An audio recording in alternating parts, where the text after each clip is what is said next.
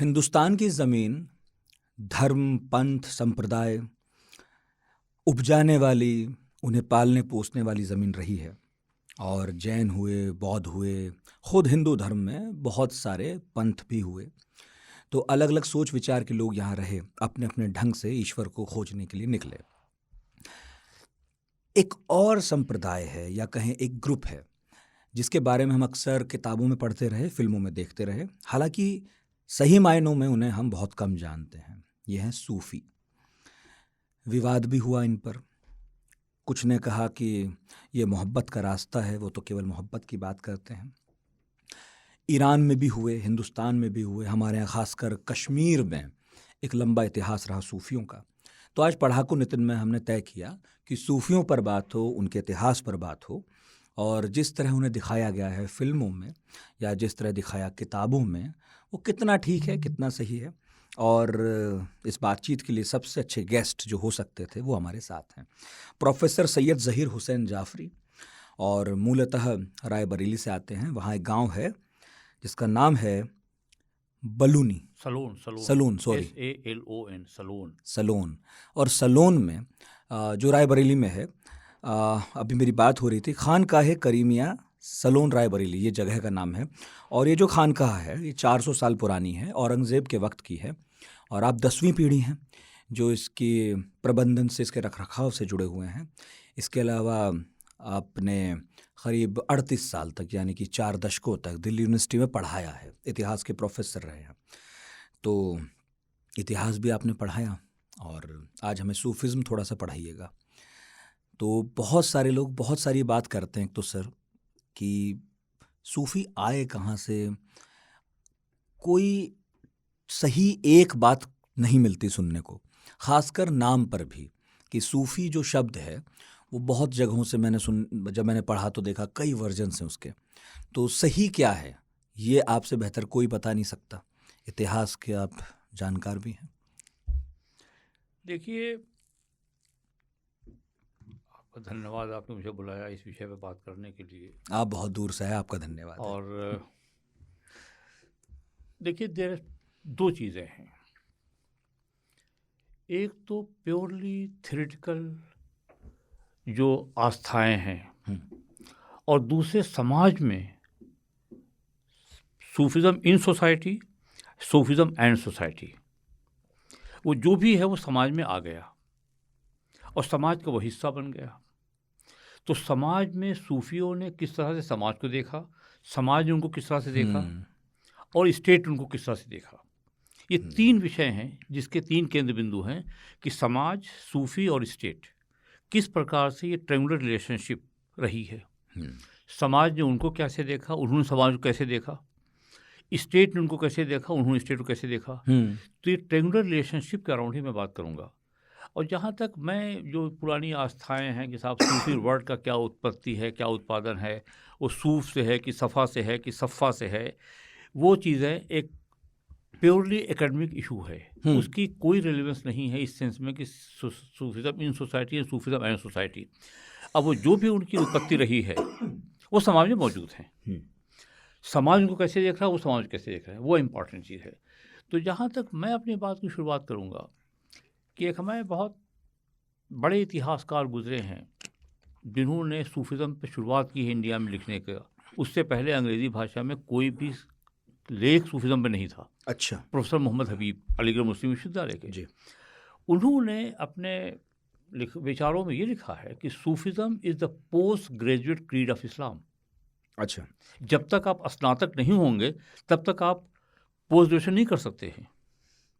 तो उन्होंने डिफाइन किया है कि Sufism is the post graduate creed of Islam. Unless you have mastered the religious sciences you can not go for Sufism. तो he has considered Sufism as the stage which is superior stage of religion. जब तक कि आपने आपकी basic समझ नहीं है धर्म की, उस वक्त तक आप सूफिज़म नहीं प्रैक्टिस कर सकते।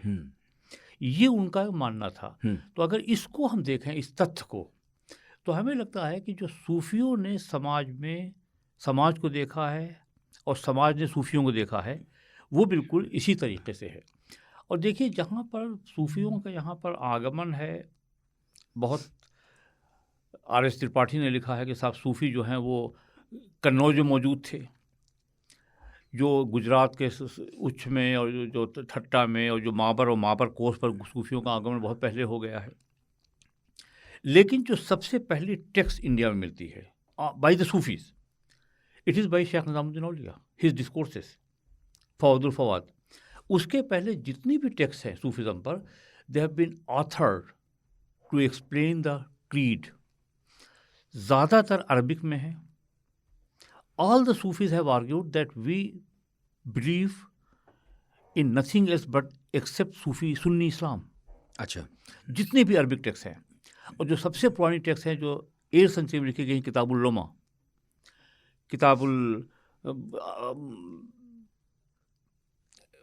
किताबुल लोमा सबसे मशहूर किताब है, और उसके पहले है रिसाला कुशैरिया, ये अरबिक में टेक्स्ट हैं। तो all the Sufis have been arguing vehemently that we follow Islam and Sunni Islam, not the Islam. और मैं शिया इस्लाम को क्यों नहीं कह रहा हूँ, क्योंकि उसको बाद में बताऊंगा आपको क्यों। Why they want to be seen as a part of the state, not as the rebel of the state. सही। तो with in the state, that with the part of the parts of the society, they can say many things which otherwise the rebels would not have said. अगर आपने पहले से बताया मैं rebel हूँ, तो state will treat you like rebel. ठीक बात है। लेकिन जब आप कह रहे हैं नहीं, वी आर सुन्नीस, मैं तो व्यवस्था में ही हूँ, मैं व्यवस्था का पार्ट हूँ, पार्ट से मैं अलग चल रहा हूँ। हाँ, व्यवस्था में होते हुए भी मैं व्यवस्था से डिफर कर रहा हूँ। तो जितनी भी अरबिक टेक्स्ट हैं उन्होंने यही लिखा है कि रसाला कुशैरिया, किताबुल लुमा, तारुफ मज़हब अहले तसव्वुफ, जितनी भी अरबिक किताबें हैं।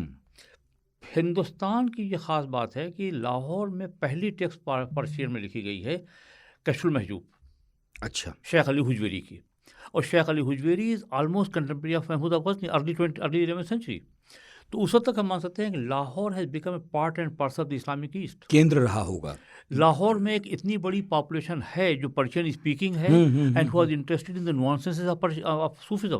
तो पहली किताब जो फारसी में लिखी गई है तसव्वुफ पर, वो इंडिया में लिखी गई, वो लाहौर में लिखी गई, लाहौर में। कश्फुल महजूब, कश्फुल महजूब ये थ्योरेटिकल टेक्स्ट, जहाँ पे बताते हैं कि सूफिज्म में 12 गरोह हैं, 12 तबके हैं, 12 सिलसिले जो 12 सिलसिले नहीं, 12 गरोह कहते हैं वो, नॉट सिलसिला। अच्छा। और कहते हैं इसमें जो 10 हैं they are accepted and 2 are the rejected, मरदूद एंड मकबूल।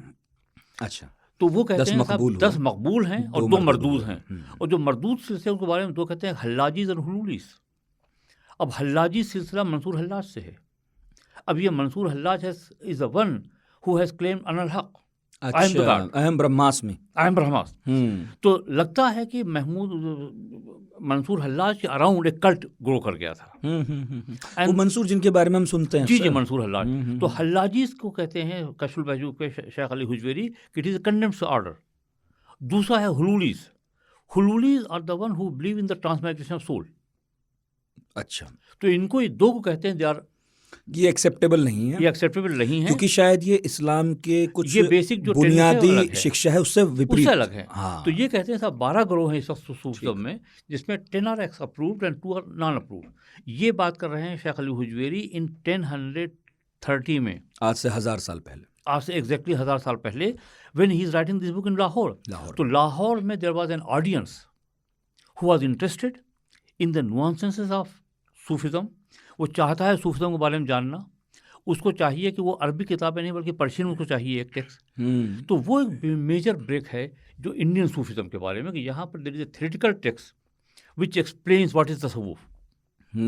तो मेरा ये आर्गूमेंट है जो अपने एक्सपीरियंस से शेयर करते रहे कि by the early 11th century Lahore had a group of people who is interested in the nuances of tasawwuf and who is wanted a text in Persian, not in Arabic, not in Arabic। और ना उस वक्त की यहाँ की मशहूर भाषा। Arabic text जो है वो मौजूद हैं, हाँ, अरबिक टेक्स्ट फिर भी वो चाह रहे हैं नहीं, सब मुझे पर्शियन चाहिए। तो Sheikh Ali Hujwiri writes all those things what is required कि व्हाट इज तसव्वुफ। उसका ट्रांसलेशन है, निकलसन ने किया है ट्रांसलेशन, और वहाँ पर पंजाब में उसका एक अच्छी किताब अभी मिलती है, अगर वो बहुत पॉपुलर किताब है, रोनाल्ड निकलसन का ट्रांसलेशन है, और शायद उसका पंजाबी में ट्रांसलेशन कर दिया। तो मेरा ख्याल है आप रिकमेंड करेंगे कि अगर किसी को थ्योरेटिकल सूफिज्म के बारे में जानता है तो वो ये किताब पढ़े, look for Ronald Nicholson translation of Kashful Mahjub. Kashful Mahjub के जो टेक्स्ट हैं पर्शियन टेक्स्ट, वो एडिटेड टेक्स्ट मौजूद हैं, they are very standard text. Urdu में ट्रांसलेशन उसके हैं, पंजाबी में ट्रांसलेशन है। तो it is the most commented upon and most printed texts by the Indian scholars of the 19th and 20th century. अब दूसरा जो स्टेज हमारे यहाँ आता है कि how Sufism exist in the society, उसके बारे में जो सबसे ऑथेंटिक टेक्स्ट हमारे पास है वो शेख निजामुद्दीन औलिया का टेक्स्ट है. अच्छा. Sheikh Nizamuddin Auliya has not written a text. He used to speak before the audience, and he had a very literate person as his disciple, Amir Hassan Sidsi. He used to record अच्छा. all the conversations. अच्छा. That is called malfuz. When the spoken word is written down. ठीक. Lafz becomes malfuz when you write down the spoken word कि क्या है वो. और उसके बाद वो उन्होंने ला के दिखाया शाह निजामुद्दीन औलिया को रिव्यू के लिए कि I have not recorded something which you have not said. तो इन्हें प्रूव किया. तो in a way Sheikh has read the entire text, he has approved it. तो हो सकता है कि वो एक मजलिस को लिख रहे हैं. It has 189 sessions spread over 15 years with date, with the name, with the year, with the. So it is the record of the long 15 years. The Sheikh is meeting the people. उनके मजलिस में कौन आ रहा है, वो किससे बात कर रहे हैं. तो this is the conversational form of literature. Auliya कब हुए? इनकी जो डेट ऑफ डेथ है वो 1325 है. 1325. और he had a long life. सल्तनत काल है. 92 years के. 92 साल रहे. तो इन्होंने जो इनके जो कन्वर्सेशंस हैं, that gives a glimpse of the society. हमारे एक टीचर थे professor Nizami Aligarh Muslim University में. तो ही वंस आस्क्ड अस कि Mohammad Habib my was teacher and he used to ask कि how much time you take to read a page of Abdul Fuad. It is a Persian text. 20 minutes to half an hour. Then Muhammad Habib, the grand old man of Aligarh, he told that I take 3 hours to read a page. अच्छा, 3 घंटे में एक. तो उनका why? It is not that difficult text. I go back the time when these words were spoken. वाह. When these words were written. वाह. When the people was the audience. वाह. So I try to recreate this time with वाह. myself. वाह. And then I try to proceed to the next. तो वहाँ पर this is the first encounter a sheikh had with his disciples. And disciples, who are the disciples? They are the literary elite of the time. Amir Khusro. Amir Khusro. Amir Hassan Sidsi. Chishti. And one of some of the best scholars of the time, theology of law. वो लोग वहाँ मौजूद उनके audience में. And the sheikh is speaking before them. हाँ. Sheikh's audience consisted of the ordinary people also, the taweez seekers, the people who have come for prayer. So he is speaking before an audience, which includes the elite of the elite, literary elite, religious elite, and the common man. और सबसे आम लोग, सबके सामने वही की बात. And this is an anecdotal account, जहाँ पर he is trying to narrate a moral. अच्छा. With the anecdotes of history, historical, ahistorical, semi-historical anecdotes given. तो यहाँ पर पहले सबसे लगता है कि he is trying to speak. तो वहाँ पर लगता है कि Sheikh the Sufism is the post-decade of Islam. Sheikh Nizamuddin Auliya was the elite of the elite. और निज़ामुद्दीन औलिया की जो आप किताब कह रहे हैं, जिन्होंने प्रवचनों का संकलन हुआ गया है एक तरह से, ये भी उपलब्ध है अभी, ये भी मिलती है. ये इसका Hindi translation, English translation, Urdu translation, text. तो अपने वक्त का इतिहास भी है और अपने वक्त की एक धार्मिक समझ जो उस वक्त उनकी थी, जो इंटेलेक्चुअल मोमेंट है, जो इंटेलेक्चुअल थिंकिंग है, बिल्कुल, what the people are think, तो पूरा उसमें है. वो है. अब मैं जैसे मैं आपको एक इंसिडेंट बताऊं. This is a historical incident कि जब Malik Kafur was sent by Jalaluddin Khalji to conquer Warangal, Kakatiya kingdom. ठीक. He came back with the riches and untold money from there. लूट के आया. खूब लूट के आया. अलाउद्दीन डिसाइडेड कि भाई इतना बहुत हम लूट मार के लाए, जरा इसको हम डिस्प्ले पे करें लोगों के सामने. तो at the Kilugarhi, the capital of the Khaljis, अच्छा, it was put for the display. Okay. तो आइए साहब देखिए हमने कितना लूट के लाए, हम कितने मालदार हो गए हैं. एक उसकी डेट मौजूद है कि कब मलिक काफूर वापस आता है, कब that display is being done. उसके 3 दिन के बाद शेख निज़ामुद्दीन औलिया की मजलिस रिकॉर्डेड है और उसमें there is a total disregard, total condemnation, those who take pride in the display of their power and wealth. Okay. They are mistaken. So you find a counter argument. You have two arguments. One, display of power, display of wealth, and then again the negation. तो वहाँ पर you can read the counter history. कि at one stage the loot, the money is being celebrated, and the one stage is condemned. सही It is disapproved. at least. तो ये जो parallel चीज़ें चल रही हैं, जो काउंटर टेक्स्ट है, जो काउंटर नैरेटिव है, वो आपको यहाँ मिलेगा. हाँ. तो एक तो चीज़ ये है. तो उसी से मैं एक बात कहता हूँ कि Sheikh Nizamuddin Auliya had a large number of the disciples, large number of disciples, and he has made the Chishti Silsila as an all India Silsila. He has sent his disciples to various places, Dakkan, this place, that place, Kashmir, Bengal. So one person who was an inmate, senior inmate in the Khanqa of Sheikh Nizamuddin Auliya, called Sheikh Osman Akhi Siraj. Very senior disciple. So people recommended Sheikh कि इनको भी आप make him a senior disciple, in make him a Khalifa. अच्छा. He said no. He doesn't have the formal education.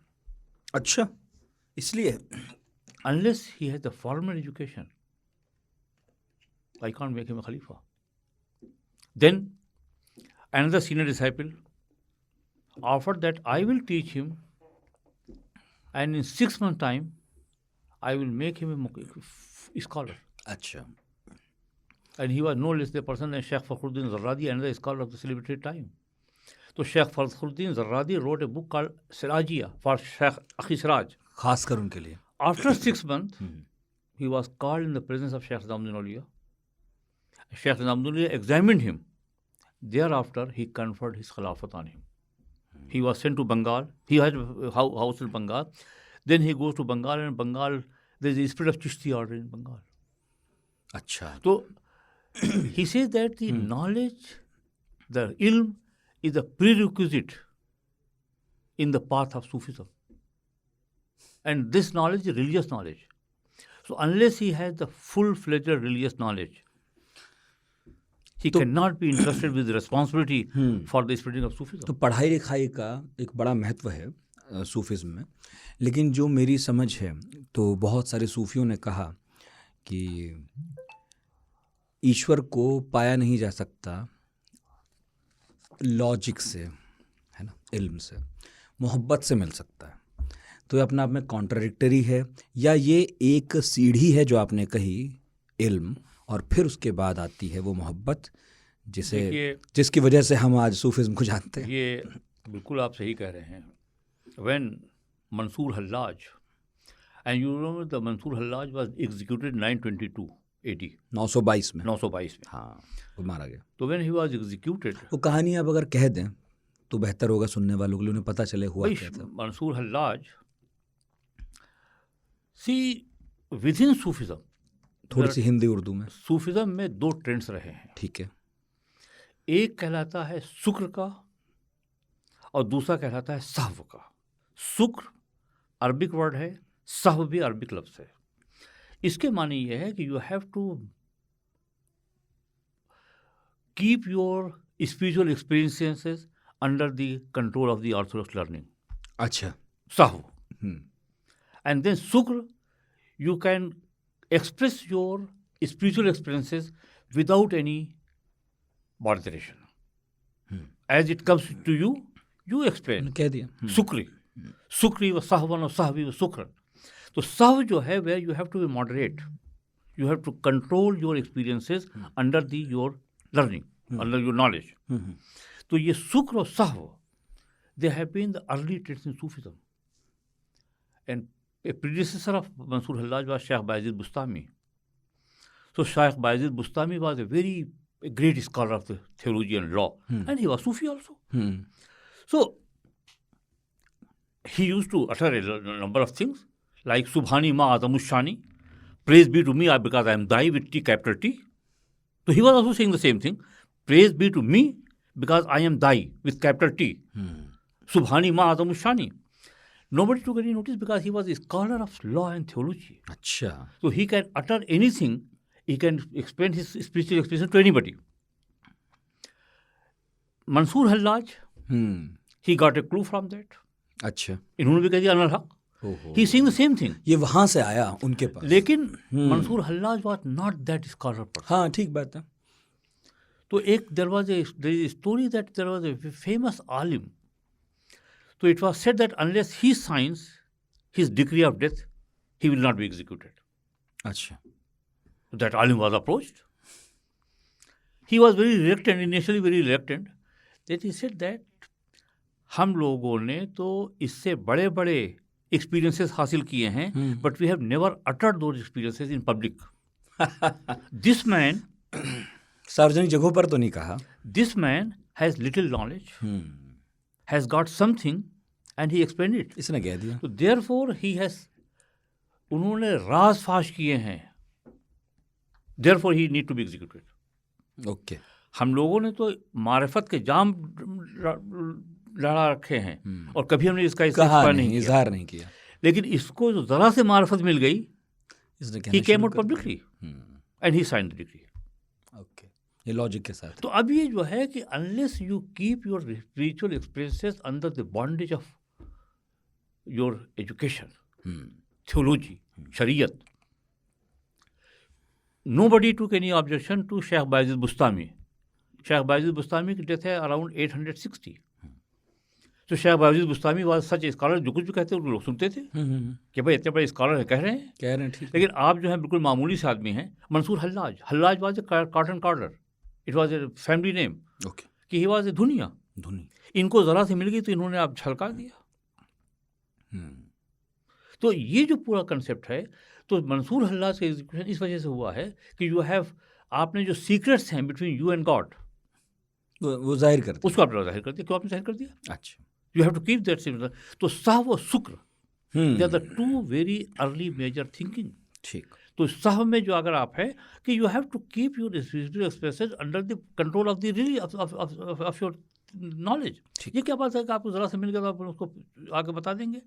तो वैसे ही यहाँ पर शेख जो अली हुजवेरी हैं, वो भी कह रहे हैं कि हल्लाजीज़ को और हुलूलीज़ को कंडम किया उन्होंने, कि आपको ज़रा से मिल गया तो आप आगे आ जाएंगे। तो you have to keep your spiritual experiences, spiritual journey under some bondage. ये नहीं कि वो है हर बुल हवस ने हुस्न परस्ती शार की जिससे शेवा ऐसे नजर गई। हर बुल हवस ने हुस्न परस्ती शार की जिससे इज्जत शेवा अहले मुझे याद नहीं आ रहा है कि भाई आप हर शख्स जो है वो हुस्न परस्त हो गया है।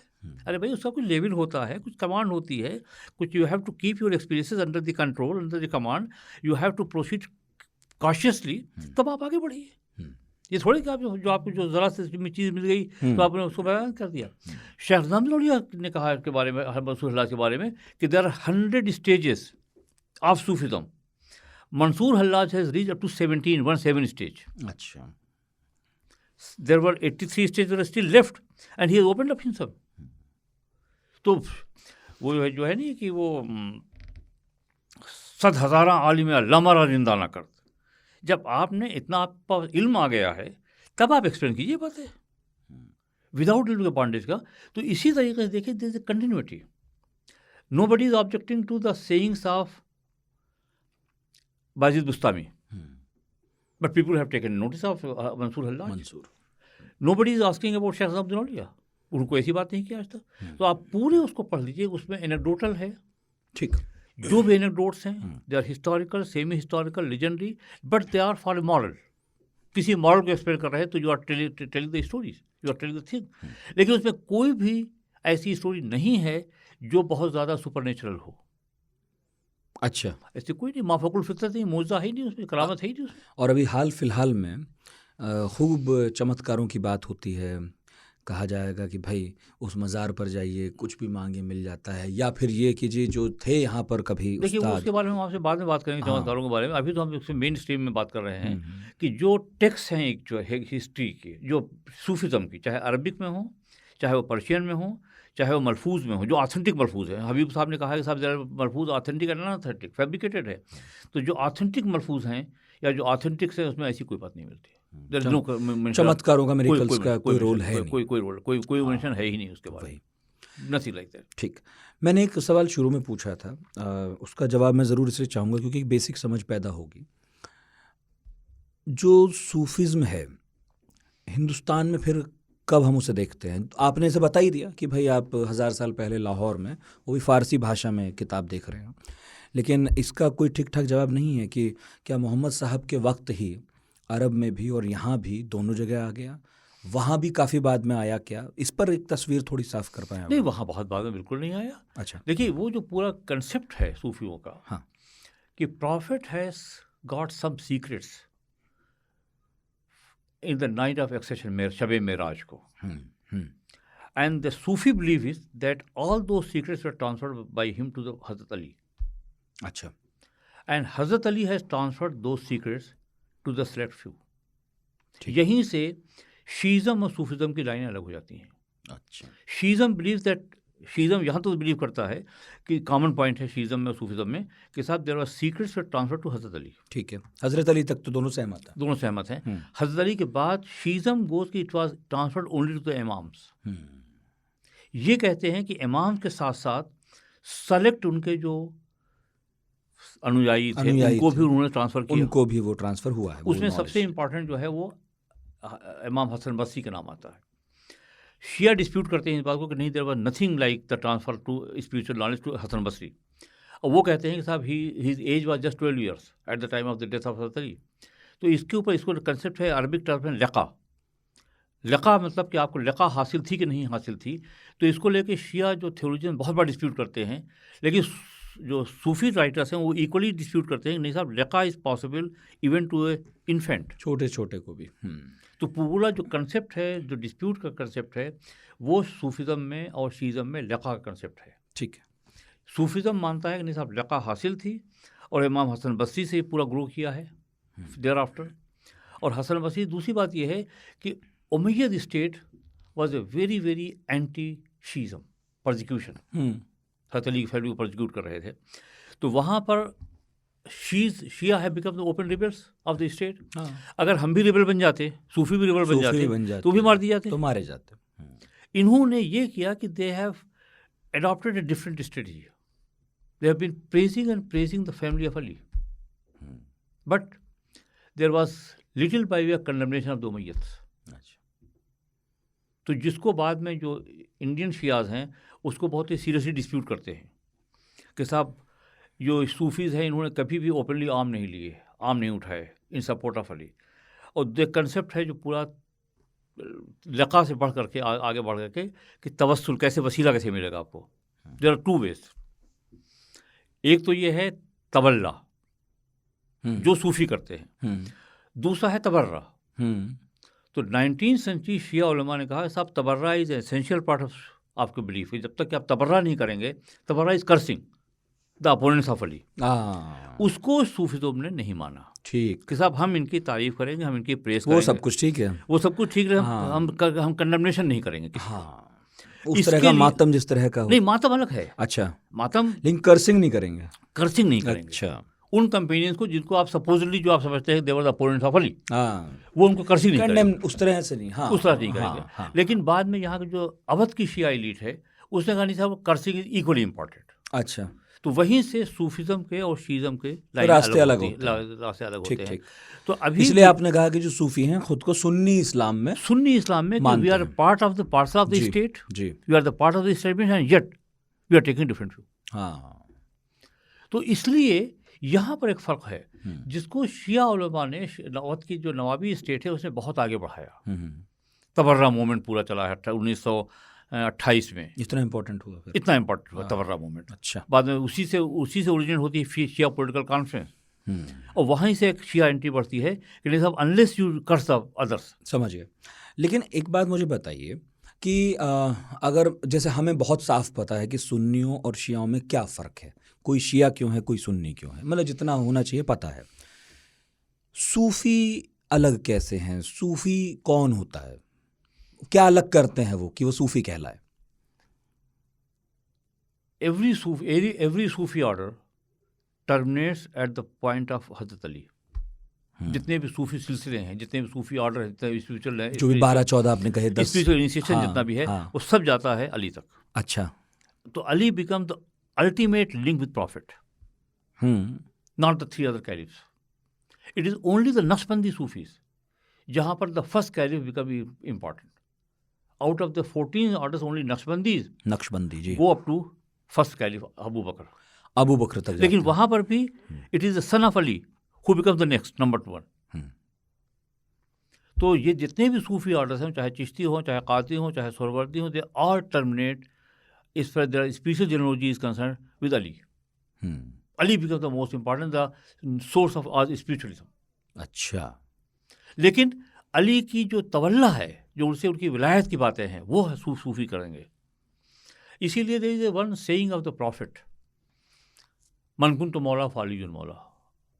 The one who keeps me friend, he has to keep Ali's friendship as well. This is called qawl, the saying. अरबी में qawl को कहते हैं saying, and this is the saying. the saying तो qawl was banned during the Umayyad period. कि qawl कोई पढ़ नहीं सकता, कोई कह नहीं सकता है. हम्म। तो there was a group of people जो qawl पढ़ते थे openly defying the state. अच्छा That has developed qawwals. वाह Qawwals are the one who defying the state, defying the administration, they used to recite qawl. कव्वाल वहां से आया qawl with qawl. और आज भी जो ट्रेडिशनल सूफी समा है, that begins with the qawl. कोई भी अगर सूफी समा हो रही है तो it has to begin only with the qawl. अगर qawl से नहीं शुरू कर रहे हैं तो it is a display of qawwal, just music. अच्छा तो any qawwal बच्चा who has really the qawwal, he will begin his session only with the qawl. Call गाया जाए कॉल के बाद ही शुरू करेगा वो. फिर शुरू होगी होगी बैठ. कव्वाली वही है कव्वाली कव्वाली करते हैं और ये सूफिज्म से जुड़ा हुआ है जो सूफिज्म का कव्वाली. तो कव्वाल. तो अब ये ग्रुप है जो, देखिए, प्रॉफिट के बाद who is important, most important, that was the question. यही था सवाल. सूफियों के यहाँ it is Hazrat Ali who is the most important. शियों के यहाँ it is Hazrat Ali who is most important. कव्वालों के यहाँ Hazrat Ali who is most important. तो ये लिंक्ड हैं दी चीज़ें. बाद में शियों के यहाँ जो पूरा कंसेप्ट है, पहले तो समझते रहे ये भी शिया हैं, हाँ बहुत अप टू 8th इमाम. लेकिन 8th इमाम के बाद ये तय हो गया था कि Sufis are different, Shias are different. अच्छा ये 8वें इमाम के बाद फिर तय हुआ 8वें तय हुआ कि अच्छा कि वरना- सूफी वरना अलग है. यहाँ से वरना जितने भी सूफी जी, टीचर्स हैं, जी they have been associated with the imams. 4th imam के बाद हैं, 5th इमाम के बाद हैं, 6th इमाम के साथ है, 7th इमाम से पढ़ रहे हैं, 8th इमाम से पढ़ रहे हैं. लेकिन बाई आफ्टर 8th इमाम इट वाज डिसाइडेड कि नहीं, सूफीज आर सूफी अलग और सूफी है. शिया अलग है. तो अच्छा ये जो हमारा और कोई फर्क है? ये बहुत बड़ा फर्क है. ये एक फर्क है. तबर्रा उनके यहाँ नहीं है, लोगों को सूफी- नहीं मालूम था. तबर्रा सूफियों देखिए में- मैं बताऊं, आम आपको भी पता होगा, आम लोगों में यही समझ है सूफियों को लेकर कि ये तो कोई गाने बजाने वाला ग्रुप है और ये तो दरगाह होती है देखिए और बड़े वो- खुश लोग हैं देखिए ये और लोग फकीर लोग हैं, बस इतना ही देखिए पता है. उसमें I should not use a very strong word, लेकिन जाहिल लोग हैं ये जो ऐसा समझते हैं. उसकी वजह ये कि न किसी को टेक्सुअल ट्रेडिशन के बारे में मालूम है वही कि पॉपुलर जो हो गया. कितनी सूफिज्म पर अरबिक में टेक्स्ट हैं, कितनी पर्शियन में टेक्स्ट हैं थ्योरी एंड प्रैक्टिस के ऊपर, कितनी रिच हिस्ट्री है, कितनी रिच किराना. लिटरेसी. हाँ मतलब आप अभी जो बता रहे हैं कि कितना पुराना इतिहास जा रहा है, वो अपना होना भी जो डिराइव कर रहे हैं, जो आपने भी हम बातचीत कर रहे थे पहले, वो मोहम्मद साहब के जीवन काल से ही ले रहे हैं. वो आप जरूर एक बार बताइएगा, हम बातचीत जब देखिए पॉडकास्ट से पहले करते हैं. जितनी भी सूफी टेक्स्ट है, hmm, they argue that whatever we believe, hmm, this is simply pure and simple Sunni Islam. Hmm. उन्होंने they have cited the Quranic verses, they have cited the prophet's hadith to support their claim, all the tradition, all the ceremonies. तो जो जितनी भी Arabic text है, they are all edited. Some of them have been translated in English and other European languages. Unfortunately India में उस textual tradition के जानने वाले बहुत कम लोग हैं. आप किसी से पूछिए किताबुल उलमा क्या है, रसाले कुशैरिया क्या है, नहीं पता. तारुफ मज़हब अहले तसव्वुफ क्या है, उनको मालूम ही नहीं, नाम ही नहीं सुना कभी उन्होंने. किसने? आम लोगों ने तो नहीं सुना. पढ़े लिखे लोगों ने नहीं सुना. पढ़े लिखे लोगों ने भी नहीं किसी सुना. किसी को मालूम नहीं. Nobody has engage with that. कि रसाले कुशैरिया में जो आर्गूमेंट्स हैं, which is one of the earliest writing on Sufism, हाँ उसका आप ट्रांसलेशन देख लीजिए. उर्दू में भी मौजूद है, इंग्लिश में मौजूद है. लोग नहीं पढ़ते, जानते हैं. जबकि वो दावा करते हैं हम रिलीजियस स्टडी कर रहे हैं, इस्लाम की भी. देखिए जो आई शुड नॉट, जो लोग स्टडी करते हैं, they teach only the fiqh, rules of religion, not Okay. Religion. Okay okay. Fiqh and ये बड़ी इंपॉर्टेंट बात है. and that is also in Urdu, in badly done Urdu translation, not in the exact Arabic text. जितनी फ़िक़्ह किताबें हैं उसमें कोई अरबी किताब नहीं पढ़ता है. They can't engage with that. इसके बारे में आपसे बाद में बता दूंगा अगर आपने पूछा कि क्यों ऐसा हुआ, why this decline of the intellectual tradition. वो खुद इंटेलेक्चुअल ट्रेडिशन डिक्लाइन होना ही बड़ी बात है, जो बहुत इंपॉर्टेंट चीज़ है। तो वो बहुत इंपॉर्टेंट चीज़ है। अच्छा, हिंदुस्तान में अभी वो आप जिक्र तो हो गया लाहौर वाला, लेकिन कश्मीर में भी एक बड़ा लंबा चौड़ा इतिहास रहा, और मैंने कहीं समझा था, आप बताइएगा ठीक है कि नहीं, कि हिंदुस्तान में जो प्रवेश करता है सूफिज्म, जो सूफीवाद, वो थ्रू कश्मीर है, ऐसा कुछ है क्या? ऐसा नहीं नहीं है? ऐसा नहीं, कश्मीर में भी आता है, बहुत स्ट्रॉन्ग ट्रेडिशन है, लेकिन जो इंडिया में, नॉर्दर्न इंडिया में है, वो तो बहुत पुराना ट्रेडिशन है। बहुत पुराना। Sheikh Nizamuddin Auliya was born and brought up at Badayun. हमारे यहाँ कितने संप्रदाय, मतलब सिलसिले हैं सूफियों के जो बहुत मशहूर हुए? यहाँ पे इंडिया में सब थे? अपर गंजटिवरी में चश्तीस, सोहरवर्दीस, जुनैदीस, कादरीस, ये सब बहुत- नक्शबंदी? नक्शबंदी 16 सेंचुरी में, उससे पहले नहीं नक्शबंदी। तो उसका अलग अलग हिस्टोरिकल रीजन कई सिलसिले धीरे धीरे बने, या फिर एक ही वक्त था जब ये 12, 10 जो भी सिलसिले आप बता रहे हैं, 14 भी बताते हैं, वो एक साथ ही शुरू हुए थे, ये धीरे धीरे हुए? आगे पीछे है, उसका अलग अलग इतिहास है, लेकिन the source of all the spiritualism हज़रत अली है, इमाम हसन बसरी। ठीक है, लेकिन कोई आपस में फ़र्क है? बस फ़र्क होता है, सब रिचुअल्स में फ़र्क है, सेरेमनीज में फ़र्क है, रिचुअल्स में फ़र्क रिचुअल्स है? में फ़र्क है, अच्छा। सेरेमनीज में फ़र्क है। आम लोगों की समझ में तो आ नहीं हाँ, सकता। कुछ लोगों मतलब रिचुअल्स में फ़र्क है, जो ज़िक्र अस्कार है उसमें कुछ फ़र्क है। हाँ। वो फ़र्क है, there very nicer, very simpler details जो बहुत हैं। एक बात बताइए मुझे, संगीत को लेकर हमने जो सुना, एक धड़ा है इस्लाम में भी जो कहता है भाई संगीत हराम है, संगीत नहीं सुनना चाहिए क्योंकि मनोरंजन है और ये डेविएट करता है, आपको अलग करता है उस राह से जो अल्लाह तक जाती है। मतलब ठीक है, एक तो ये हो गया, लेकिन सूफिज्म में हम देखते हैं इसका बड़ा महत्व है। अभी आप कव्वाली की बात कर रहे थे, भले ही ये इबादत की तरह गाई जा रही हो, और हिंदुस्तान में तो पॉपुलर कल्चर में यही है कि भाई कव्वाली को सब पसंद करते हैं, सूफियों के कलाम ज़्यादातर लोग पसंद करते हैं। इसी से जुड़ा मैं आपसे एक और बात कह रहा था पहले कि एक साहब थे जिन्होंने सूफ़ी पर बड़ी अच्छी किताब लिखी, अर्नस्ट, और उन्हें पाकिस्तान में जब फुल ब्राइट स्कॉलरशिप पर गए तो लोगों से बात की तो वहाँ सुनने को मिला कि देखिए सब बाकी सब ठीक है, लेकिन इस्लाम और सूफ़ी दो अलग चीज़ हैं, ये आपको पता है ना? उनसे पूछा गया। तो मैं फिर आपसे यही, मतलब दोनों चीज़ आप समझ ही गए होंगे जो पूछना चाह रहा हूँ। एक तो ये कि म्यूज़िक, कुछ लोगों ने कहा फिर नहीं, सूफ़ी और इस्लाम एक नहीं है, ये तो लोग गाते बजाते हैं। इस पर आप क्या बोलते हैं? देखिए, जो political history of Islamic east रही है, it has to do a lot with the intellectual developments. Genghis Khan and Mongols have devastated the entire Central Asia. They have burnt, slaughtered, massacred, and enslaved a large number of population in Central Asian towns. और ये बताना ज़रूरी कि चंगेज़ खान मुसलमान नहीं था। चंगेज़ खान मुसलमान नहीं। कुछ लोग खान से जोड़ देते हैं। अब वो जो है, उसके बाद जो तरीके से वैक्यूम पैदा होता है, ठीक है, उस मारकाट के बाद। उस मारकाट के बाद, अच्छा, जो जैसे निशापुर, हेरात, बल्ख, बदख्शां, अच्छा, they were the major centres of Islamic culture. मतलब वहाँ साम्राज्य ध्वस्त हो गए, वहाँ साम्राज्य ध्वस्त शहर हो गए, लूट लिए गए, फैमिलीज जो है वहाँ से भाग गई, वहाँ से स्लॉटर हुआ, उसमें बहुत से लोग इंडिया वापस आ गए। अच्छा, तो अब जो ट्रेडिशनल फैमिलीज हैं, हाँ, जो they were the people who were harbingers of the intellectual tradition, अच्छा, वो तो ख़त्म हो गया। ठीक, चंगेज़ खान के वक्त। चंगेज़ खान के वक्त। ठीक है, देयर इज अ वैक्यूम। ठीक है। उस वैक्यूम को संभालने का काम कौन कर रहा है? Common man.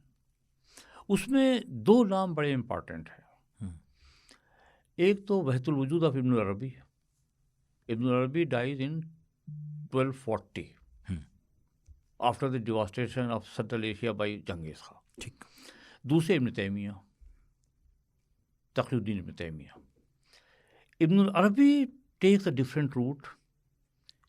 He writes voluminous writings, which is described these days as the pantheism, Wahdatul Wujud. There is unity of existence. Whatever exists has a unity. अच्छा, He was trying to bring together all the diverse elements of the society. अच्छा, अगर आपको society में है तो there is one society, one God, one universe.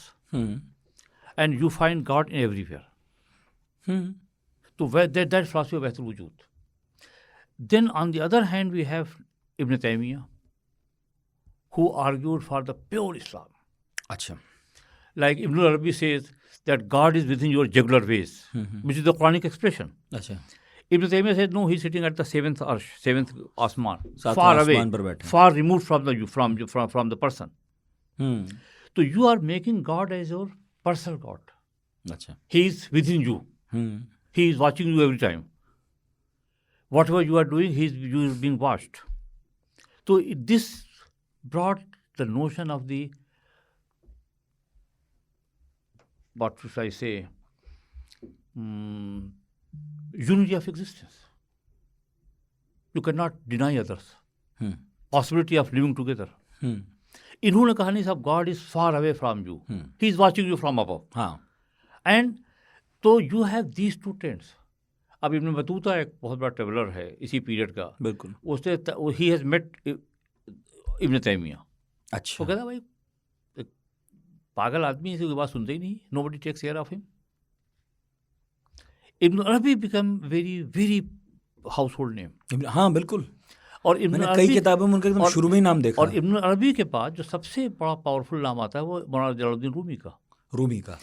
What मैं ever- आपको एक सेकंड टोक रहा हूँ, क्या इब्न अरबी का नाम इसलिए ज़्यादा मशहूर है क्योंकि जो आपने कहा कि उस दौर में जब चंगेज़ खान ने सब अस्त व्यस्त कर दिया, तब वो एक तरह से फिर से रिस्टोर कर रहे थे अपनी शिक्षाओं द्वारा इस्लाम को, इसलिए वो इसलिए कि वो जो चाह रहे हैं कि through the aspect of love he is trying to unite everybody. हाँ, मतलब एक ऐसा काल है जिसमें मोहब्बत से और एकता जिसमें- से ही हम फिर खड़े हो पाएंगे। जिसमें जो है पूरा सब कुछ तहस नहस हो चुका है। हाँ। You are trying to fix जो बचा खुचा है अब उससे दोबारा खड़ा करना है। तो उसमें Okay. You have to take a broader universalistic view बिल्कुल कि बिल्कुल, भाई अब सब कुछ तबाह हो चुका है, जो कुछ बच्चे उनको हाँ कि भैया आओ अब। हाँ, लेकिन वो एक्सक्लूसिविज्म जो है वो उनका इब्न तैमिया नहीं सब हम अभी भी एक्सक्लूसिव हैं, हम अलग हैं। उस दौर की उस दौर जरूरत में। ये थी कि जो भाई थी जो- वो जो कुछ इब्न बचा अरबी ने इब्न उसे अरबी- पूरा किया। तो इब्न अरबी रोट इन अरबिक ठीक है, which was available to writing to the scholarly world. मुझे ना इनका थोड़ा थोड़ा इब्न अरबी और शंकराचार्य, नहीं शंकराचार्य अलग, मुझे उस वैसा लगता है कि जैसे 500 साल का फर्क है दोनों में। हाँ नहीं बिल्कुल है, लेकिन मैं वो कह रहा हूँ कि जो काम हिंदू धर्म के लिए शंकराचार्य कर रहे हैं एक तरह मैं से। इसके बारे में बहुत ज़्यादा वो नहीं बात कर पाऊंगा, शंकराचार्य के बारे में मैंने बहुत ज़्यादा पढ़ा नहीं है, ठीक है, इसलिए I am not very competent to speak of that, वो शायद उसके बारे में दूसरे लोग बताएंगे। लेकिन मैं इब्न अरबी के बारे में बता रहा हूँ कि in the context of the Mongol devastation you find that what he is doing is talking about universalism, about the brotherhood. और बाद में रूमी का आपने नाम लिया। इसके बाद लेकिन ये जो है अरबिक में है, इनकी writings are not available to everybody. Then within 20 years Jalaluddin Rumi comes and he write Masnavi. अच्छा, बहुत पास है। मसनवी मानवी मौलवी हस्त कुरान दर ज़बान पहलवी, वहाँ पर जो फिलासफी इब्न अरबी ने दिया है अरबिक में, उसी को उन्होंने पर्शियन में दिया है। अच्छा, And that has made Ibn Arabi and Wahdatul Wujud a household name. जब मसनवी लिखी जा रही है, उसके within the 20 years of the death of Rumi, it is taught in the madrasas of South India and Bengal. So this is circulation of knowledge at such fast pace. क्योंकि वो मसनवी लिखी गई वहाँ ईरान में, और यहाँ पर इंडिया में, बंगाल में और साउथ इंडिया में पढ़ाई जा रही है बाकायदा Masnavi Maulana Rum. It become household name. और Masnavi has become such a powerful jaw कि इंडिया में एक बहुत इंपॉर्टेंट लिटरेरी ट्रेस शुरू होता है, प्रेम आख्यान, जहाँ पर आप प्रेम का व्याख्यान कर रहे हैं, और वो is in the jaw of Masnavi, जहाँ पर अल्टीमेट आपका है गॉड। अब जब पद्मावत कंट्रोवर्सी हुई तो मुझसे किसी ने पूछा कि भाई पद्मावत के बारे में, हमने कहा पद्मावत मैंने पढ़ी और समझने की कोशिश कीजिए आप। उसमें पद्मावत में जो असल हीरो है it is Hiraman, who leads the person from the worldly love to the actual love. जो स्टेज बता रहा है कि पद्मावती से मिलने के लिए क्या क्या स्टेजेस हैं, तो हीरामन तोता इज द गाइड। तो जो पूरा जहाँ है वो पर्शियन मसनवी का जहाँ है, जलालुद्दीन रूमी का जहाँ है। जो सारे हीरो हैं, जो सारे कैरेक्टर दर ऑल इंडियन। मुल्ला दाऊद की चंदायन है, उसमें जो कैरेक्टर है वो लोरी का चंदा है। पद्मावत में पद्मावती और रतन सेन हैं। तो जो जहाँ है इट इज़ पर्शियन जहाँ। जो हीरोज़ हैं, जो कैरेक्टर्स दर ऑल इंडियन। अगर आप यहाँ बैठ कर के कहानी बताने लगे शीरी और फरहाद की, लैला और मजनू, कौन समझेगा? आप बता रहे हैं कहानी हीर रांझा की, आप बता रहे हैं कहानी पद्मावती और रतन सेन की, आप बता रहे हैं लोरी का चंदा कहानी, तो वो which is in the popular memory, वही। तो the local legendary tradition which is part of the memory, part of the collective memory, उसको आप एक्सप्लेन कर रहे हैं कि the ultimate thing you are seeking is God, love of God. तो इससे इतना ज़्यादा पॉपुलर हुआ है। अच्छा, दूसरी चीज़ ये है कि अब तक 13वीं सेंचुरी तक which was simply the spoken dialects, जिसकी कोई लिटरेचर नहीं था, now they have become full fledged literary languages. आप बता दीजिए कि बाबा फरीद से पहले पंजाबी का कोई आप कलाम बता दीजिए मुझे। हाँ, ठीक बात है। आप अवधी का कोई कलाम बता दिए, पद्मावत से पहले लिखित में तो कुछ है नहीं, कोई है ही नहीं। हाँ, तो लिखित पहला जो लिटरेरी जहाँ है वो ये है। ठीक अब है। आप देख लीजिए जो रामचरितमानस का तुलसीदास है, he follows the chhand tradition of Padmavat. Malik Mohammad Jayasi died in 1540 और तुलसीदास का कब है? हाँ, वही दौर है, वही दौर। After 40 years of his death। मतलब 1540 के बाद का है। तो 1540 के बाद तो ही rights Ramcharitmanas in the same jaw. उसके पहले कोई अवधी का टेक्स्ट नहीं है, कोई ब्रज का टेक्स्ट नहीं है, कोई खड़ी बोली का टेक्स्ट नहीं है, कोई पंजाबी सराइकी मुल्तानी का टेक्स्ट नहीं है। तो अब जो है इससे मतलब क्या है? You are trying to expand your audience. हाँ, अभी तक जो ऑडियंस आपके पास आ रहा है वो अरबिक एंड पर्शियन नोइंग है, लेकिन when you are getting an audience which is not Arabic and Persian knowing, it is local language, तो आप you are trying to spread your philosophy, your teaching among them, and thus these local dialects become full-fledged literary languages with the tradition. So Masnavi tradition has exercised the greatest impact on the literary scene of the northern India. लेकिन मुझे बताइए कि जो Iran है वहाँ पर जो Sufism है उसके वहाँ पर बड़े होने का वो क्या खास कारण है? देखिए, सूफिज्म का ईरान में बहुत इंपॉर्टेंट रोल रहा है up to the rise of the Safavid power. अच्छा, Sufis came to power in the early 16th century. हाँ, and then there is a conscious attempt to undo Sunnism and Sufism and to give impetus to Shiism. So 15th century, in fact, the Safi dynasty, their ancestor Sheikh Safiuddin Ardabili, he himself was a Sufi. He was the leader of the Sufi order.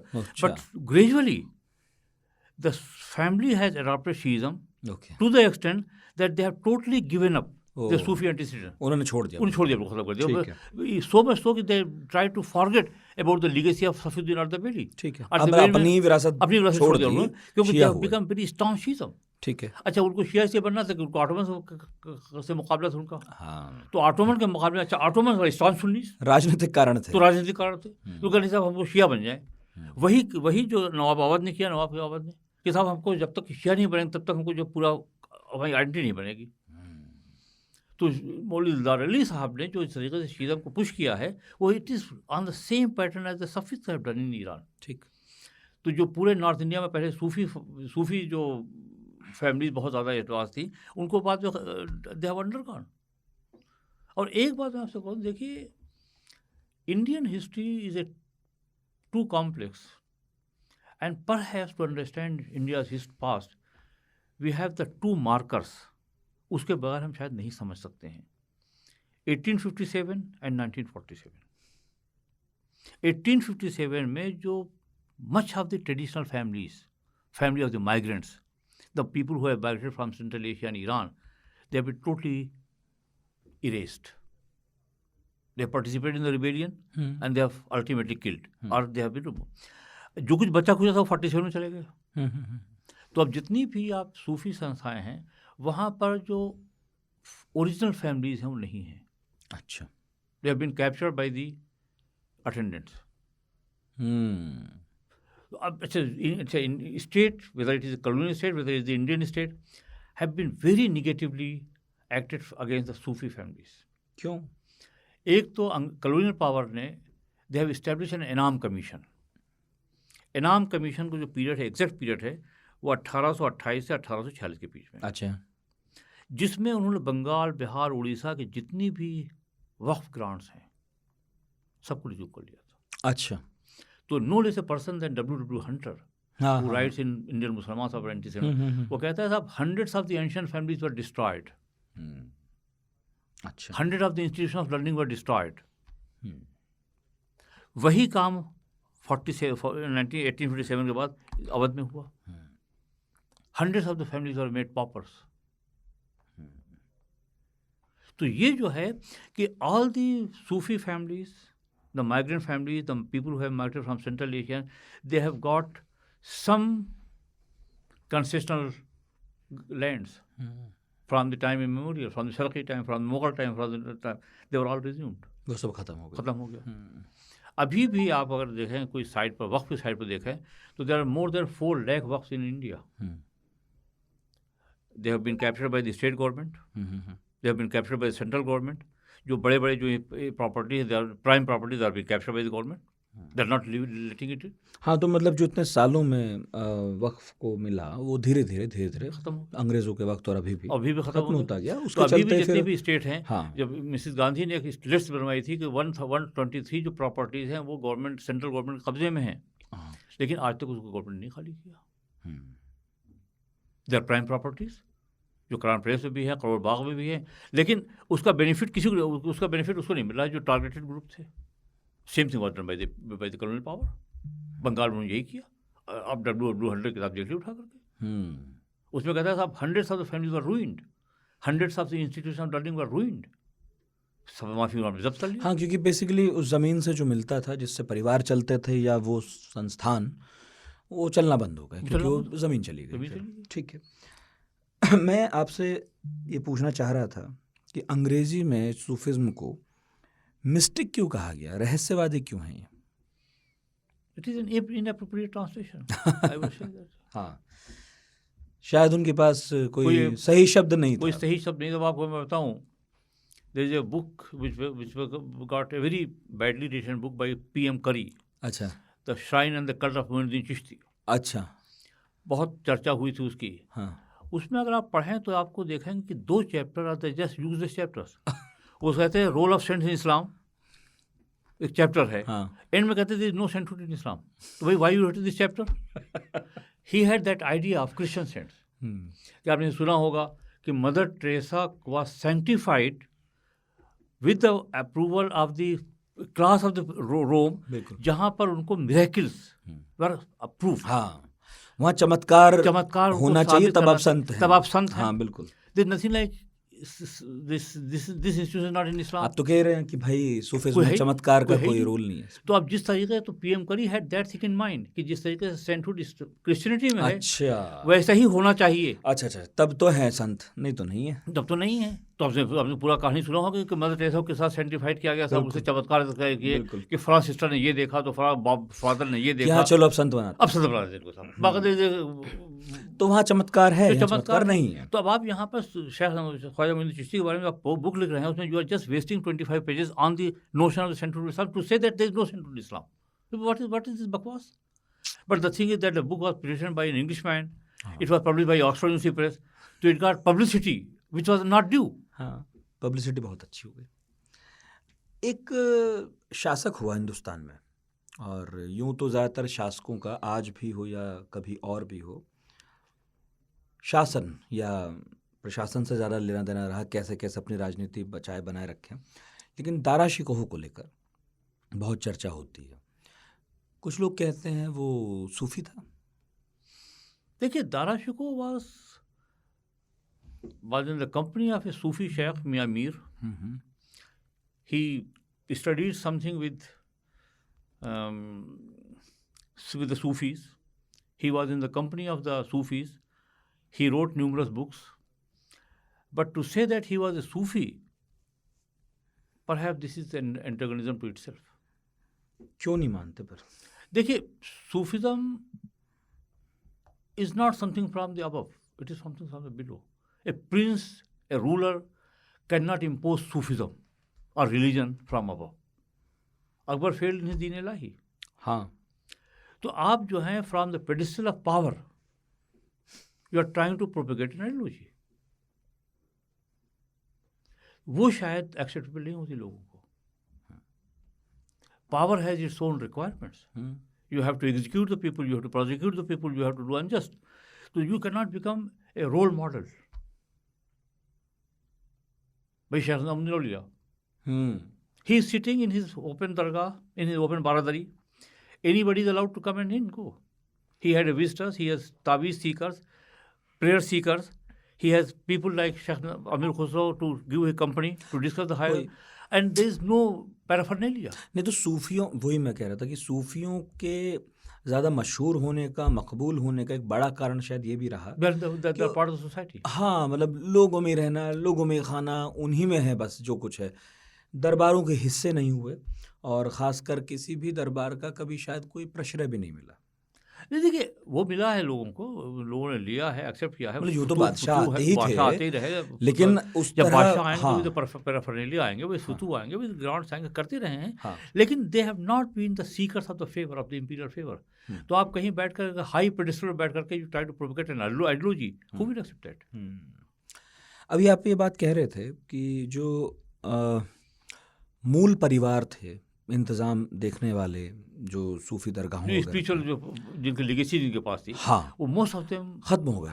बाद में इंतज़ाम करने वाले कुछ और लोग हो गए, है ना? अटेंडेंट्स उनके जो हैं, खादिम्स हैं, जो उनके तो पुजावर हैं। हाँ, तो हमारे एक साथी हैं, उनकी चिंता ये थी, मैंने सोचा आप तक पहुँचाऊँ, आप मुझे बताएं कि सूफीज़्म के अपने उसूल थे जिन पर हम इतनी देर से बात कर रहे हैं। उसमें ये सबसे बड़ा है कि भाई अल्लाह को मतलब समझना, है ना, ईश्वर को समझना, उस तक पहुंचना। अभी हुआ क्या है कि वहाँ पर मन्नतें मांगने वालों की कतार लगी हैं और जो इंतज़ाम में बैठे हुए लोग भी हैं वो भी शायद यही चाहते हैं कि वहाँ पर खूब पैसा आए, खूब चढ़ावा आए और चमत्कार की बात हो, जो आप खुद कह रहे हैं कि चमत्कार है नहीं सूफिज़्म में। तो अब वहाँ का इंतज़ाम चाहे देखने वाला हो, चाहे वहाँ पर जाने वाला हो, दोनों ही आपको नहीं लगता सूफिज़्म के सिद्धांतों से काफ़ी हद तक डिग गए? देखिए, मैं जब 1957 और 1947 की बात कर चुका हूँ, which has created big vacuum in the intellectual tradition, intellectual life of northern India, जहाँ पर फैमिलीज डिस्ट्रॉय हो गई हैं, हाँ, जहाँ पर एजुकेशन की ट्रेडिशन ख़त्म हो गई है, जहाँ पर जो सब्सटेंशियल पहलूज हैं वो ख़त्म हो गए हैं। अब आप किसी से पूछिए तो आपको लगेगा कि उन्होंने किस, इवन जो कव्वाल पढ़ते हैं वो हिंदी स्क्रिप्ट में लिख कर लाते हैं कलाम, उसको गाते हैं बैठ करके। They are unable to read Urdu script. जो लोग इनमेट्स हैं उनकी कितनी एजुकेशन है, कितना उनकी सोहबत उनको उठाई है। तो these are the inconvenient questions. तो they are trying to play with the sentiments of the people. उसके लिए that is Sufism is not possible. If the religion has been corrupted, वो तो है, it is not the fault of the religion. वो तो है ही, It is those who practice. वो तो जिनके हाथ में पड़ गया। अब तलवार तो तलवार है, अब उसका कैसा इस्तेमाल करें, या सुई तो सुई है, कैसा इस्तेमाल करें, अब उसने सुई और तलवार क्या करेगी। जी, तो कुछ हमारे यहाँ जैसे लोग हैं, हिंदू हो या मुस्लिम, जाते हैं दरगाहों पर जाते हैं। एक तो मुझे ये बताइए, दरगाह, मजार, खानकाह, फ़र्क क्या है? देखिए, khanqah is the original inclusive institution which includes masjid, ठीक है, prayer rooms, living rooms for the students, ठीक, living room for the senior inmates, and this sheikh, हाँ, लाइक शेख निज़ामुद्दीन औलिया। हाँ, कॉम्प्लेक्स हो गया पूरा एक। वहाँ पर उनके मीटिंग में कौन लोग हैं? Amir Khusrau, Amir Hasan Siddi, Ziauddin Barani the historian, Fakhruddin Zarradi the theologian, Kamaluddin Zahid the top theologian of the time. They are in the company of the sheikh. And he had, Barni says that there is from Mehrauli to Ghayaspur, there is a line of the people who are going to visit him. So his audience is a diverse audience. So sheikh is a person who has the capacity to satisfy the spiritual desires and spiritual urges and the educational requirements of all the sections of the people. He can do the spiritual, the psychic healing as well. भाई जो आदमी आया है दुआ देने के लिए, तावीज़ लेने के लिए, he requires psychic healing. हाँ, उसकी आप बात सुन लीजिए। बिल्कुल भाई, what a modern, आधा तो ठीक ऐसे हो जाएगा। What a modern psychiatrist does with you. यही करते हैं भाई, आप 4 घंटे सेशन होता है वो क्या करते हैं? बात सुनते हैं। They give a patient hearing to you. They listen to your problem, and you give a sympathetic ear to him, to the visitor. तो उसकी आधी प्रॉब्लम तो ही सॉल्व हो जाती है। हाँ, The same is a Sufi Pir, Sufi Sheikh. He listens to you. And the visitors think that half the woes has been over. अगर तो जी बात करके ही खत्म हो जाती है। इसके पीछे when a visitor comes, he is full of anxiety. He is full of tension.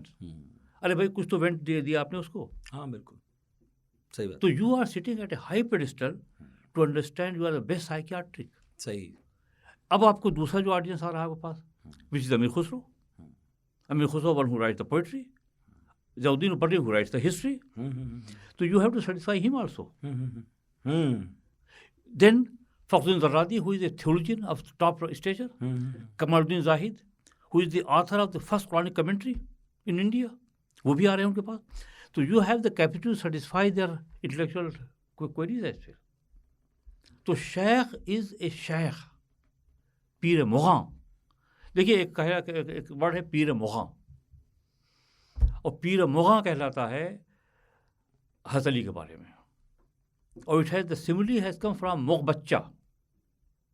मुग़बच्चा is the one who used to distribute the drinks to all the present people. अच्छा। पीर मुग़ां is the one who say जाके उनको इतना दे आओ, अच्छा।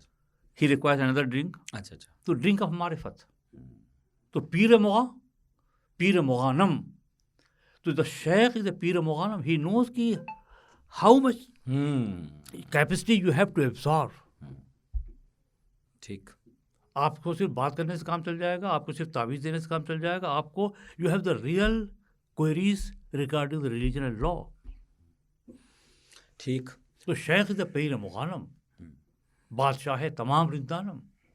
ही is the leader of all the rinds, all the aesthetics. तो you have the capacity to understand the psychological upbringing of the cycle problem of the people. तो sheikh is something who is central to the khanqah. खानका में जितने लोग आ रहे हैं उनकी अर्जी को सेटिस्फाई कर सकते हैं, उनके डिज़ायर को सेटिस्फाई कर सकते हैं। उसमें एक विजिटर कॉमन विजिटर भी है। तो पीर मुग़ानम, बादशाह है तमाम रिंदानम।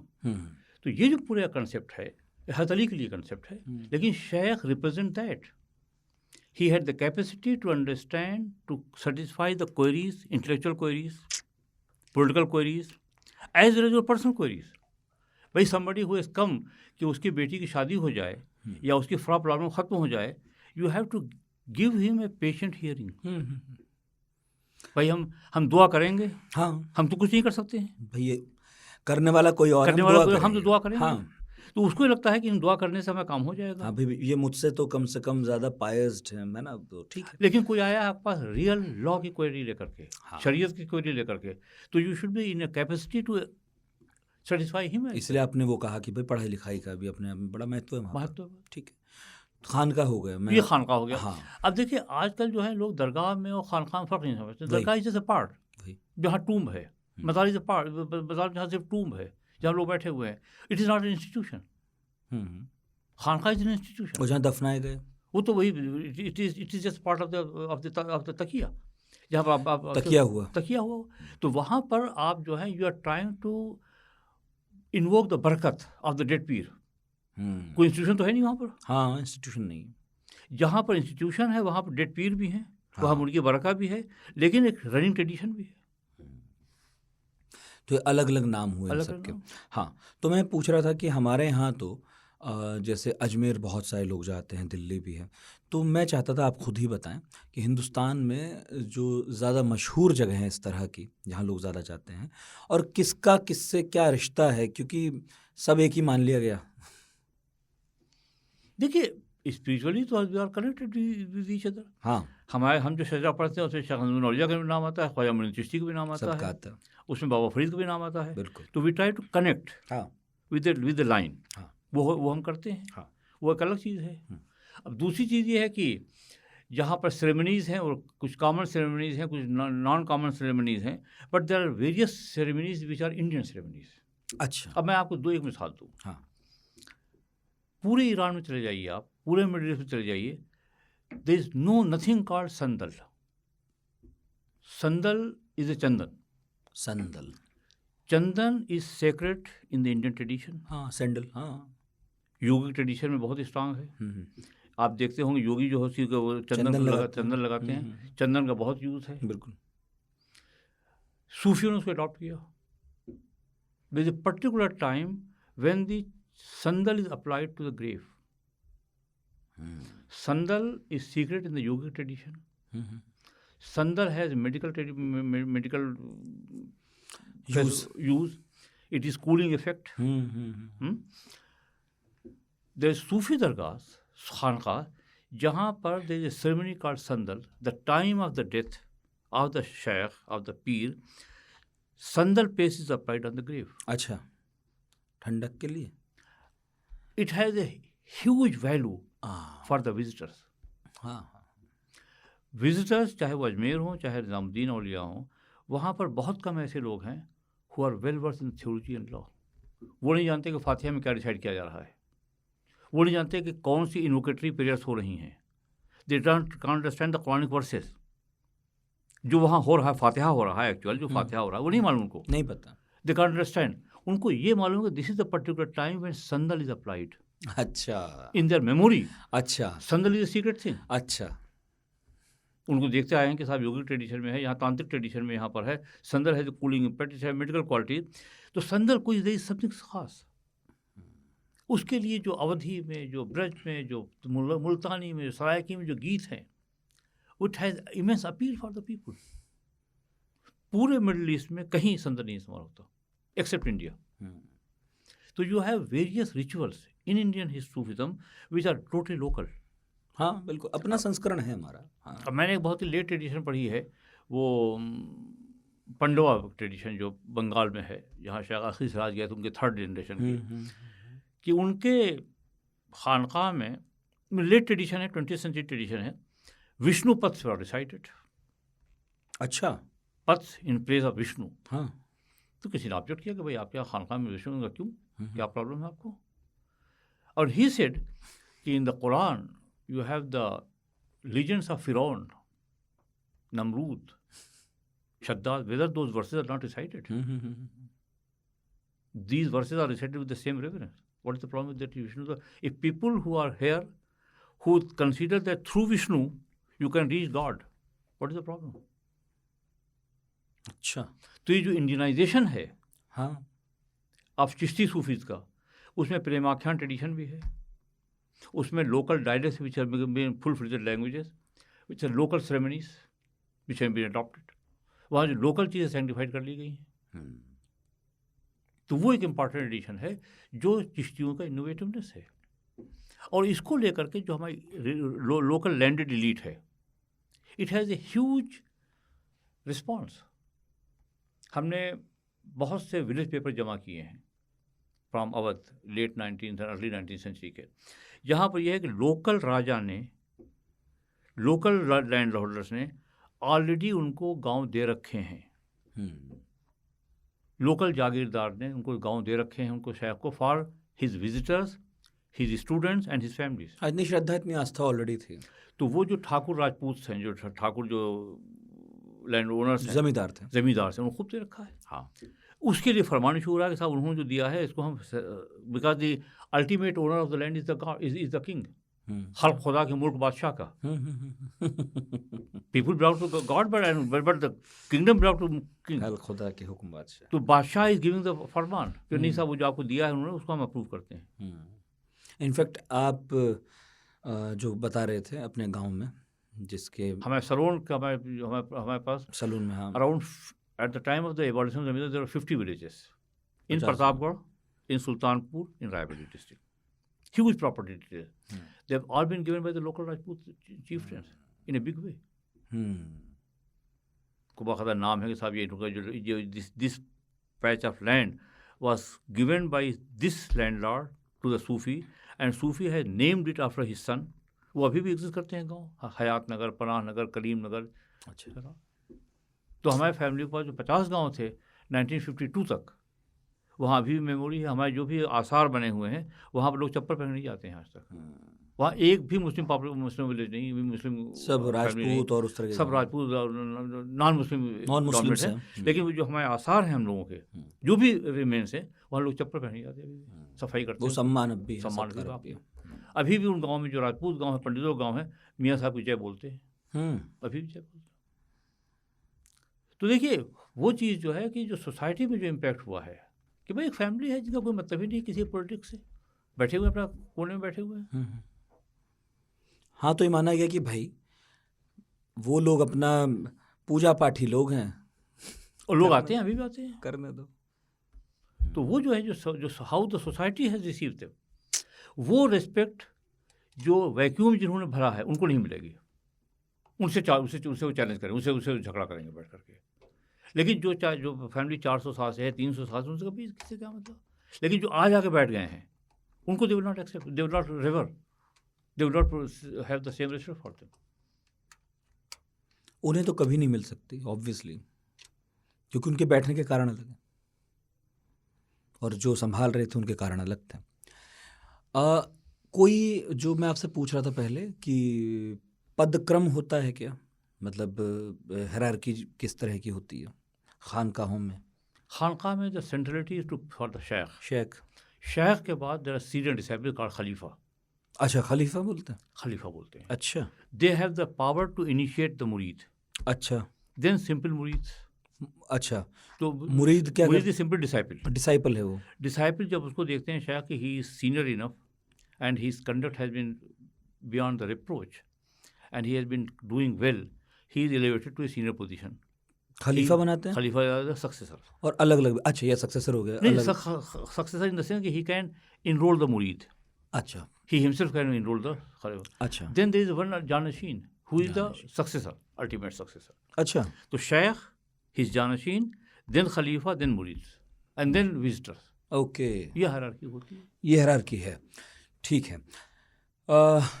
अगर मैं बात करूं जैसे कश्मीर हो गया, दिल्ली का इलाके हो गए, राजस्थान, पंजाब, बंगाल, तो मैं चाहूँगा कि ज़रूर आप उन 5, 7, 8 जगहों के नाम बताएं, और एक आपका भी यहाँ भी है कि जहाँ लोगों को जाना चाहिए सूफ़ी जो परंपराएं हैं उन्हें नज़दीक से देखने समझने के लिए। और फिर आखिर में एक सवाल जो आपसे हमने शो से पहले भी पूछा था, यदि किसी को सूफीज़्म प्रैक्टिस करना ही हो, यदि समझना ही हो, तो उसे क्या करना चाहिए?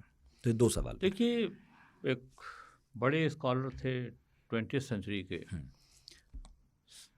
अबुल हसन अली नदवी, जो नदवी के डायरेक्टर थे। ही वॉज कॉल्ड अली मियाँ, immense reach in middle east. He has numerous books translated into Arabic. So in one of his memoirs, he has written that there are 3 khanqahs जहाँ पर strong academic tradition and spiritualism बाकी है. So he has named 3 places. ठीक है। Obviously one of my khanqah. ठीक है। खानका करीमिया सलोन. हाँ। Then Khanqah Mujibia Phulwari in Patna. Phulwari, okay, Phulwari हाँ, पटना में, ठीक ठीक ठीक ठीक। And then खानका काजिमिया Kakori. काकोरी में। He has said that these are the 3 places जहाँ अभी भी old traditional values with knowledge, with spiritualism survive करते हैं, सूफियों के। तो these are the places जो it has been named by Ali Mian, not now but some 50-60 years ago he has written in a memoir. हाँ, तो अभी भी लेकिन उन्होंने विरासत संभाल तो रखी अभी भी फुलवारी है ए वेरी स्ट्रांग ट्रेडिशन, अभी भी बहुत ही स्ट्रांग ट्रेडिशन है वहाँ पर। Kakori is closer to Lucknow, वहाँ पर ट्रेडिशन थोड़ा डाइल्यूट ज़रूर हुई लेकिन स्टिल है दे मेंटेन। सलोन में हमारे यहाँ there was a lot of family litigation after the zamindari abolition, तो उससे कुछ ट्रेडिशन थोड़ा कमज़ोर पड़ी थी, but now that has taken a pickup. तो दीज आर द प्लेसेस जहाँ पर फैमिलीज बाकी हैं, सेम फैमिलीज, ठीक है, दो families of the founders. That makes a big difference कि अगर फैमिली 300 साल से है, 200 साल से है, 400 साल से, तो सब कंटिन्यूटी फ़र्क पड़ता है इसका, बहुत फ़र्क पड़ता है, बहुत बड़ा फ़र्क पड़ता है। मतलब वो परिवार संभाले और अगर कोई और संभाले तो उससे फ़र्क पड़ता है, बहुत बड़ा फ़र्क पड़ता है, बहुत बड़ा फ़र्क पड़ता है। ये इसलिए तो नहीं है क्योंकि आप भी एक ऐसे परिवार से आते हैं? पार्शली इट इज़ ट्रू, हाँ, लेकिन there is a whole range जहाँ पर हम देखते हैं कि जहाँ पर वैक्यूम क्रिएट हो गया था। अच्छा, वहाँ पर ज़्यादातर जगहों पे हमने फिर ये देखा कि एक डिक्लाइन आया, जहाँ वैक्यूम क्रिएट हुआ था, अच्छा। जहाँ पर फैमिलीज माइग्रेट कर गई, या फैमिलीज मार दी 1857 में, हाँ, या फैमिली जो माइग्रेट कर गई 1947 में चले गए, हाँ, तो फिर एक डिक्लाइन वहाँ दिखता है, ठीक है।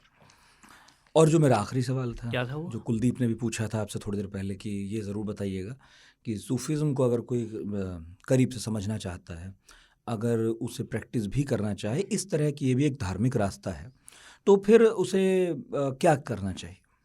He has to be in the company of the sheikh. He has to devote his time संगत में रहे, संगत में रहे। सोहबत is very important. सोहबत, हाँ, सोहबत सोहबत के लिए of कहा शेख। जाता है। And he has to practice the meditation and prayer according to his prescription. Meditation का योगदान है सूफीज़्म में? बहुत बड़ा रोल है। पूरे ज़िक्र अस्कार की पूरी किताबें, बहुत 19th तक बहुत किताबें लिखी गई हैं ज़िक्र अस्कार की, कि what we have to do in the daily routine which is very rigorous. बल्कि मैंने एक किताब एडिट किया है, the theory and practice of Chishti Sufis in 19th century Awadh. आपने कुछ किताबों के नाम भी ज़रूर बताइए। देखिए, एक तो ये है the theory and practice of the Chishti Sufis in 19th century Awadh, जो इदारे इज़्ज़ात ने छापा है। वो एडिटेड किताब है, उसमें बहुत काफ़ी मटेरियल है कि how one has to practice the meditation and the prayer to become to adopt the path. और इसमें अलावा और हमने अवध पे काफ़ी काम किया है, तो अवध में मेरी कई किताबें हैं। ओके। अवध के ऊपर है, द रिवीजन ऑफ 1857 के ऊपर किताबें हैं। एक किताब हमने एडिट किया है, मेजर किताब है, और कई किताबें हैं इसी मुताबिक। संगीत का रोल भी है इसी तरह से, जैसे आप उसका ध्यान का कह रहे हैं, मेडिटेशन का उतना वो नहीं है, इट इज सेकेंडरी। सेकेंडरी है। एक आखिरी सवाल जो मेरे मन का था, ईश्वर को देखने के तो कई तरीके हैं, कोई कैसे देखता है। सूफिज्म में उसे कैसे देखा जाता है? मतलब क्या वो स्वामी और दास वाला रिश्ता है, या वो माशूका वाला रिश्ता है, दोस्त वाला, मतलब वो रिश्ता क्या है ईश्वर से? सूफी क्या मानते हैं? देखिए, it is master and slave, master slave. अब तन बनता, वो जो ये आशुक और माशूक का रिश्ता नहीं है। यहाँ पर जो कबीर का एक दोहा है, साई मेरा बैसना सहज करे व्यापार, he takes account of everything from you.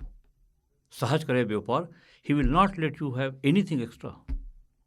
आपसे वो हर चीज़ एक्सेप्ट कर लेगा जो उसने दिया। तो साई मेरा बैसना सहज करे व्यापार, यहाँ पर you have to be very careful. तो वही, तो ये जो है सूफी जो है, ये गॉड को is all pervading, it is personal God, but he is very stringent in taking the account from you, therefore you can not avoid. नहीं, क्या ये सभी सूफी मानते हैं? अब देखिए, जो आप कह रहे हैं कि जैसे इस रिश्ते को, I am not talking about those who have fill the gap, fill the नहीं, मैंने इसलिए पूछा क्योंकि जो जिस तरह के गीत संगीत कलाम को जोड़ा जाता है सूफिज्म से, उसमें एक बहुत बड़ा हिस्सा है जहाँ ये दिखाया गया है, बताया गया कि भाई वो इस तरह से मोहब्बत करते हैं ऊपर वाले से, जैसे कोई प्रेमी प्रेमिका से करता हो या प्रेमिका। देखिए, वो जो पूरा प्रेमाख्यान लिटरेचर है, जहाँ पर it is through the medium of ishq haqiqi majazi you are told to how to proceed for the ishq haqiqi. तो वहाँ पे सिर्फ मीडियम है ये। अच्छा, लोरी का चंदा की जो कहानी है, it is for the realisation of the ultimate. Chanda, Padmavati और जो रतन सेन की कहानी है, it is for the realisation of the ultimate. वो गॉड तक पहुँचना चाह रहे हैं वो। जो पूरा संगलदीप है, जो कुछ है, इट इज़, और जो उसको हीरामन तोता जो गाइड करता है, वो it is for the ultimate, कि जहाँ पर through the worldly love you are reaching to divine love. वो एक अलग चीज़ है। लेकिन God is considered to be as a very stringent task master, but there is no letter for the prayers and for the meditation, for the prescribed thing. और इसको अगर आप देखेंगे, तभी जो आपको जो सूफीज़्म में the post graduated of Islam ही बात समझ में आती है कि unless you have graduated you can not go for the post graduation. और जो बेशरा सूफीज़ हैं, जो कलंदर्स हैं, वो उनको जो है, आप कोई भी सूफी तस्करा उठा के देखें तो उसमें at the end you will find description of the these qalandars are also there, तो they are considered as the peripheral in the main order.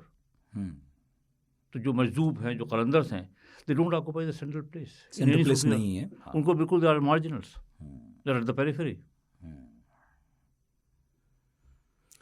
आजकल जो पूरा कंसेप्ट रह जाता है कि एज ए मजदूब था तो more important, Qalandars more important, it is a part of the thing, but लेकिन बहुत ही मार्जिनल है, बहुत ही उस पर है, हिस्से हैं उसके, कुछ पहलू हैं उसके, लेकिन हाँ, लेकिन वो केंद्रीय स्थान नहीं है। जो प्रैक्टिसेस हैं सूफिज्म की, या जो समझ है उसकी, वो कुछ और चीज़ है। और ख़ासकर जो आपने कहा कि भाई उसमें पढ़ाई लिखाई का बड़ा रोल है। भले ही आपको बाहर से दिखता हो कि नाचना गाना उर्स हो रहा है, लेकिन जो अंदर जो मूल प्रैक्टिसेस हैं उनका बड़ा वो गंभीर है। जो है, इट इज़ 3 day अफेयर्स। हाँ, बिल्कुल। 365 दिन में 3 दिन का मामला, 3 दिन का मामला उर्स, और उसमें कव्वाली 2 घंटे की डिटेली है। लेकिन वो सूफिज्म नहीं है, सिर्फ वो सूफिज्म पार्ट है भाई। लेकिन वो जो आजकल जो वो ठीक है, पॉपुलर कल्चर में देखिए ऐसी चीज़ें चलती हैं, पॉपुलर कल्चर में ऐसी चीज़ें, हाँ ठीक है। और वो ठीक है, कोई कैसे जानता है एक चीज़ को, कोई कैसे जानता है, वो तो हाथी वाला मसला और अंधों वाला मसला है, जिसके हाथ जो आया। बहुत बहुत शुक्रिया जाफरी साहब। आप आए और 38 साल आपने पढ़ाया है, और हमने तो आपके फिर भी 1-1.5 घंटे में कोशिश की, जाने क्या क्या पूछ लूँ मैं, आप जाने क्या क्या बता दें। मुझे मालूम है कुछ किताबें आपने बताई, मुझे उम्मीद है कि वो ज़रूर लोग लेंगे और समझेंगे, यदि उन्हें वाकई सीरियसली सूफिज़्म के बारे में समझना है। और इसे लेकर आज मेरे पास काफ़ी सारे सवाल, कई बार लोगों ने कहा, इसरार किया कि भाई कभी सूफ़ी पर बात कीजिए। चलिए, थैंक यू तो वेरी मच। मैंने सोचा आपसे बेहतर कौन होगा, और आप इतनी दूर से तशरीफ़ लाए। बहुत बहुत शुक्रिया आपका इतना समय देने के लिए सर। Thank you. और आज के पॉडकास्ट से मुझे उम्मीद है कि सूफ़ी शब्द, या जो सूफ़ी आप कहें संप्रदाय या ग्रुप, जो भी आप कहना चाहें, इस पर जो धुंधलका था कुछ हद तक हटा होगा। कुछ किताबों के नाम लिए हैं सर ने, उम्मीद है उन्हें आप ढूंढेंगे, उन्हें पढ़ेंगे, और तब शायद कोई समझ विकसित हो सकेगी। समय लेती हैं कुछ चीज़ें। बहुत बहुत शुक्रिया आपका, और बताइएगा radio@aajtak.com पर कैसा लगा आज का पॉडकास्ट। अगले गुरुवार फिर मुलाकात होगी। बहुत शुक्रिया।